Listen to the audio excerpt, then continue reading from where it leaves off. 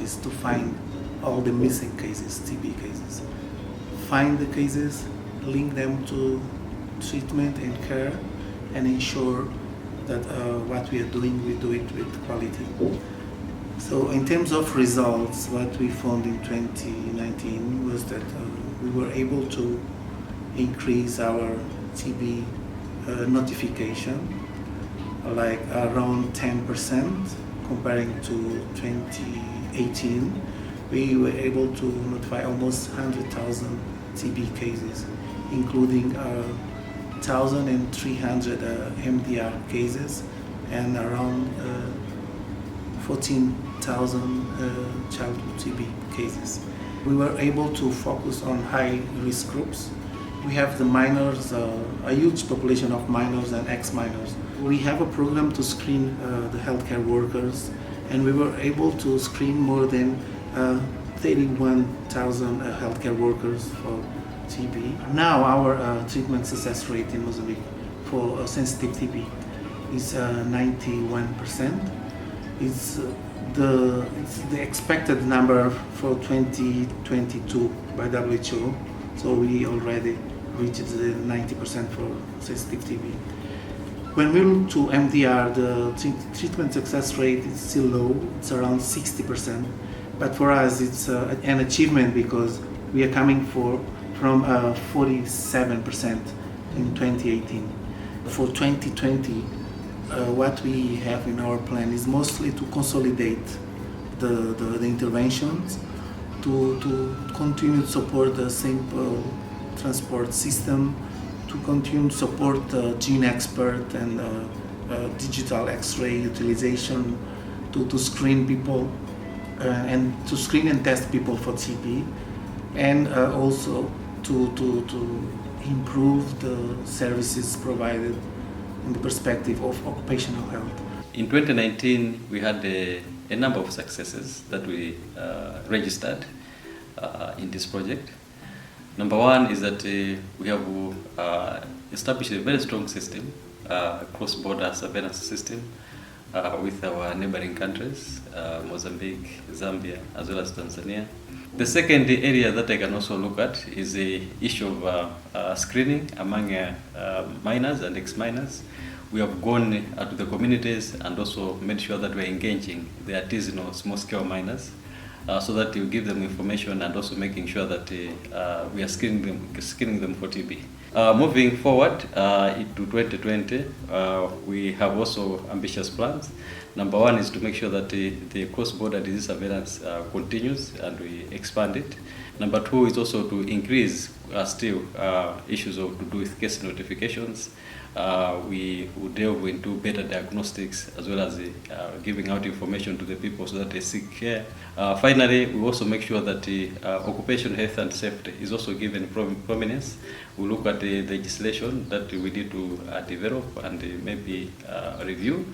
There's a prominence and an issue of giving strong emphasis on establishment of occupational health centers in Malawi, and for 2020 we expect that this will be a reality. Malawi has had a number of achievements in 2019, such as successful coordination between the three sectors: health, labor, and mining. Malawi has managed to use over 90% of its resources, which has gone into providing X-ray and equipment units to most program areas of the SATBHSS project, as well as increased volunteering and community involvement regarding case identification, which has shown a tangible impact. There has been an increase in engagement with the Labour Ministry and civil society around TB in the mines. There's also been an increase in involvement with the private sector regarding addressing occupational safety and health issues in the mining sector. This project has helped to actually, first of all, highlight the plight of miners and ex-miners in the fight against tuberculosis. In 2019, I can specifically make reference to the success of reaching more miners and reaching more ex-miners in terms of, first of all, diagnosis, but also treatment. And what we see going forward in 2020 is the fact that there will be more people that will be reached. Zambia, and based on its demography, has certain miners settled in the rural areas. And in 2020, we see the project reaching more of those and just helping out all those that are at the threat of getting tuberculosis.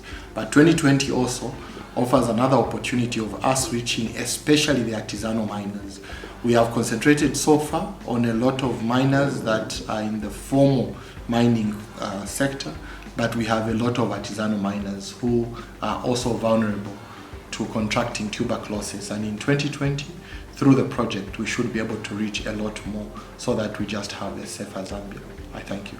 The government launched the Community TB Care program so as to intensify the TB case detections as well as coming up with the TB treatment successes, whereby we do involve the two districts, being the district of Berea and the district of Leribe. So in doing that exercise, we were using the mobile digital X-rays tracks, whereby the high vulnerable groups or the high risk groups, such as the people with HIV positive, ex-minors, prisoners, as well as the children under the age of 5 years, were screened using the mobile digital X-rays.